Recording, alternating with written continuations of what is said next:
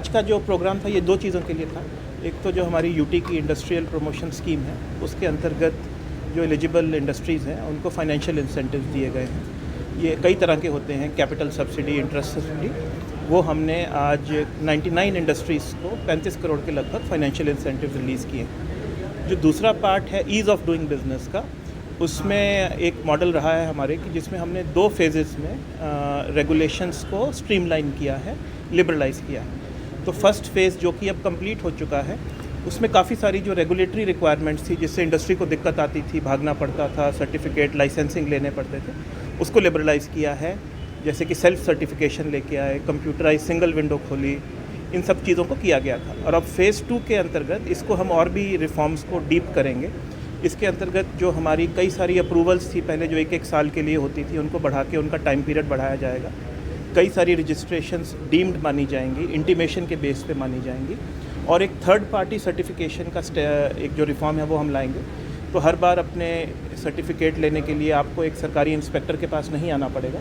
अब बहुत सारी जो मार्केट में थर्ड पार्टीज़ हैं उनसे वो अगर सर्टिफिकेशन करा के सरकार को देंगे तो वो मान्य गिना जाएगा। तो इस तरह से ऑब्जेक्टिव ये है कि कोई भी आदमी, कोई भी व्यक्ति जो अपनी इंडस्ट्री लगाना चाहता है, वो अपने डिसीजन से लेके इंडस्ट्री उसकी जिस दिन रनिंग हो जाए, चालू हो जाए, उसमें कम से कम टाइम लगे। उसको देखते हुए हम करीब 22-23 ऐसे रिफॉर्म कर रहे हैं और इसकी डिटेल्स हम अपना के रिफॉर्म्स हैं। एक तो जो होगा सभी इंडस्ट्रीज़ के लिए होगा, जैसे कोई नई इंडस्ट्री खोलनी है उसके लिए क्या अप्रूवल्स चाहिए, कैसे कहाँ अप्लाई करना है, कितने दिनों में अप्रूवल मिलेगी, तो वो तो रिफॉर्म है सभी पूरे सेक्टर के लिए।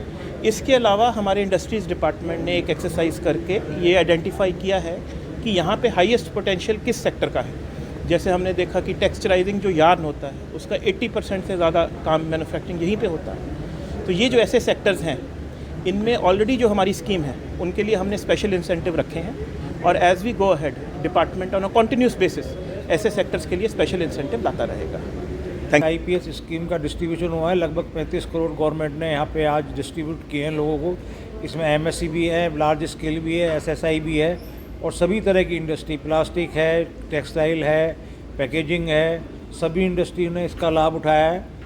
और हम प्रशासन का बहुत दिल से धन्यवाद देते हैं, प्रशासक जी का दिल से धन्यवाद देते हैं, सलाहकार साहब का धन्यवाद देते हैं कि उन्होंने इतनी सारी इंडस्ट्री को कवर किया है और ये स्कीम बहुत ही कारगर है।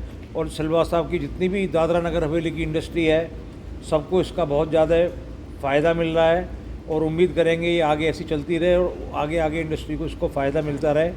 हम सब की अपनी इंडस्ट्री एसोसिएशन की तरफ से प्रशासक श्री का और पूरे प्रशासन का दिल से धन्यवाद अदा करते हैं। स्कीम आने से नए उद्योगों को फ़ायदा होता ही है, साथ में जो एग्जिस्टिंग उद्योग हैं उनको एक्सपेंशन में भी फ़ायदा मिलता है, मॉडर्नाइजेशन में फ़ायदा मिलता है। अगर वो कहीं एग्जीबिशन लगा रहे हैं या कुछ अपग्रेडेशन कर रहे हैं या कोई इक्विपमेंट ले रहे हैं, उस सभी चीज़ों में गवर्नमेंट ने इस स्कीम को स्कीम के अंदर कवर किया है।